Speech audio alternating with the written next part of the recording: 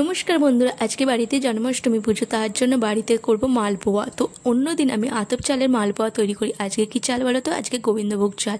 কারণ হচ্ছে বাড়িতে চাল ছিল না, আতপ চাল আমি করতে গিয়ে দেখলাম আতপ চাল নেই, সেই জন্য আমি ভাবলাম গোবিন্দভোগ চাল দিয়ে করি। শেষ পর্যন্ত জানি না, ভেবেছিলাম হবে কি হবে না, তো আমি ভরসা করে নেমেই গিয়েছিলাম গোপালের নাম করে। প্রথমে আমি চালটাকে 3 ঘন্টা মতো ভিজিয়ে রেখেছিলাম। চালটা যখন একটুখানি নরম নরম হয়ে গেছিলো, সেটাকে আমি ভালো করে জল থেকে নিয়ে ছেঁকে নিয়েছি। ছেঁকে নিয়ে একটু মিক্সি জারে নিয়ে ভালো করে পেস্ট করে নিয়েছি, গুঁড়ো তৈরি করে নিয়েছি। আর এখানে একটা ডেস্কের মধ্যে নিয়ে নিয়েছি সামান্য কুসুম কুসুম গরম জল, তার মধ্যে দিয়ে দিলাম সামান্য সুজিটাকে দিয়ে আমি সামান্য চিনি দিচ্ছি, ভালো করে গুলে নিচ্ছি সুজিটার সাথে চিনি। তো আমি সব কিছু একটু একটু করে সমস্ত উপকরণ অ্যাড করব। তো চিনিটা আমি আবারও দিচ্ছি, তো আমি অল্প অল্প করে সমস্ত জিনিস অ্যাড করছি, দেখতেই পাচ্ছ। তো এই ফার্স্ট টাইম আমি গোবিন্দভোগ চালের মালপোয়া তৈরি করব, জানি না কীরকম হবে। তো লাস্ট পর্যন্ত দেখতেই পাবে, তোমরা পুরোটা দেখতে থাকো। আমার এখানে সুজিটা আরেকটুখানি দিয়ে দিলাম, সুজিটাকে ভালো করে মিক্স করে নিচ্ছি, দেখতেই পেয়েছো। তো আমি ভালো করে সুজিটাকে চিনিটাকে দিয়ে মিক্স করা হয়ে গেছে। এরপর দিয়ে দিচ্ছি চালের গুঁড়ি। তো চালের গুঁড়িটা আমি দিয়ে দিচ্ছি। তো গোবিন্দভোগ চাল কিন্তু তোমরা চাইলে আতপ চালে করতে পারো। আমি প্রত্যেক দিন আমি যখনই করি আতপ চাল দিয়েই করি। আজ ফার্স্ট টাইম গোবিন্দভোগ চালের করলাম, কারণ বললাম তো বাড়িতে ছিল না, কি করব বলো।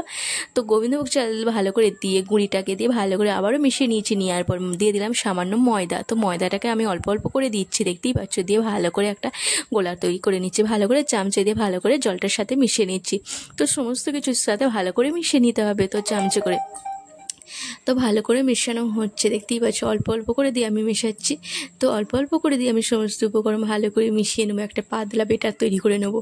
তো ভালো করে কিন্তু এটাকে ভালো করে মাখতে হবে হাতের সাহায্যে। তো আমি এটা তোমরা অন্য কিছুর সাহায্যেও করতে পারো, সবথেকে ভালো হয় হাতের সাহায্যে করলে।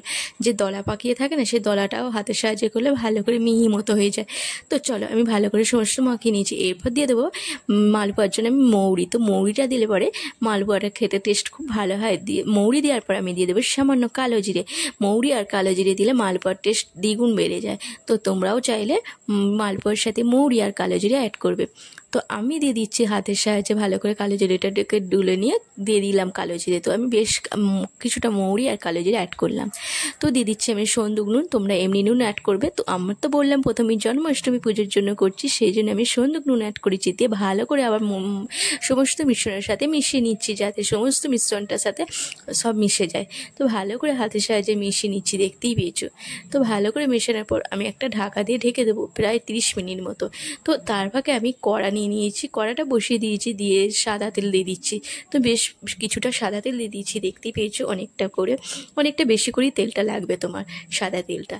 দেখো, আমি 30 মিনিট পর ফিরে এসেছি, ঢাকাটা দিয়ে ঢেকে রেখেছিলাম 30 মিনিট পর, কারণ সুজিটা একটুখানি ফুলবে। দেখতে পেয়েছো, ফুলে এরকম আমার হয়ে গেছে। একটা পাতলাও নয়, খুব একটা পাতলাও নয়, আর খুব একটা মোটাও নয়, এরকম একটা ব্যাটার তৈরি হয়েছে। এরপর আমার একটুখানি সুজিটা যখন দিয়েছি মোটা হয়ে গেছে, সেই জন্য একটুখানি বেশি নয়, ওই 2 ছিপি মতো জল অ্যাড করলাম। তো জলটাকে দিয়ে ভালো করে আবার একটুখানি গোলাটার সাথে মিশিয়ে নিচ্ছি। তো এরকম একটা গোলার মতো হাতা রাখতে হবে, কারণ মালপোয়া তৈরি করার জন্য এরকম গোল হাতা রাখতে হবে। তো জানো তো বন্ধুরা, প্রথমে করছিলাম আমি যখন আতপ চালে মালপোয়া করি, তখন কি সুন্দর গোল হয়, ফেটে যায় না। তো খুব একটা খারাপ হয়নি, ভালোই হয়েছিল, একটু একটু ফেটে যাচ্ছিলো। তো কোনো অসুবিধা হয়নি, কাজ চলে গেছে। গোপালের নাম করে করেছি, তো একদম যে খারাপ হয়েছে আমি সেটা তোমাদেরকে বলতে পারবো না, ঠিক আছে। মোটামুটি চলে গেছে। তো আমি গোপালের নাম করে যখন করেছি, দেখলাম এরকম হয়ে গেছে, একটা ডিজাইন মতো হয়ে গেছে। তো দেখতেই পেয়েছো, ডিজাইন মতো হয়ে গেছে। তো আমি এপিট ওপিট করে লাল লাল করে ভেজে নেবো। আমি খুব একটা লাল করবো না, বেশি লাল করলে ভালোও লাগবে না, যেহেতু আবার চিনি, বেশি লাল হবে না, সাদা সাদাই হবে। এইভাবে আমি প্রত্যেকটা মালপোয়া একটা একটা করে ভেজে নেবো। দেখতেই পেয়েছো কেমন ডিজাইন হয়ে গেছে না। তো এরকম করে আমি মালপোয়াগুলো ভেজে নিচ্ছি। তো আমি তোমাদেরকে আবারও একটা দেখাবো। তো এইটাকে ততক্ষণে দেখো কীরকম একটা ডিজাইন হয়ে গেছে। তো বন্ধুরা বলো তো, খারাপ হয়েছে না ভালো হয়েছে, অবশ্যই কমেন্ট করে বলবে, ঠিক আছে। এর নেক্সট দিন না আমি তোমাদের সামনে একটা আতপ চালে মালপোয়া তৈরি করে তোমাদেরকে অবশ্যই দেখাবো, সেটা দেখবে কত সুন্দর হয়। আজকের মালপোয়াটা এরকম হয়েছে। তো কোনো ব্যাপার নয়, কাজ চলে গেছে।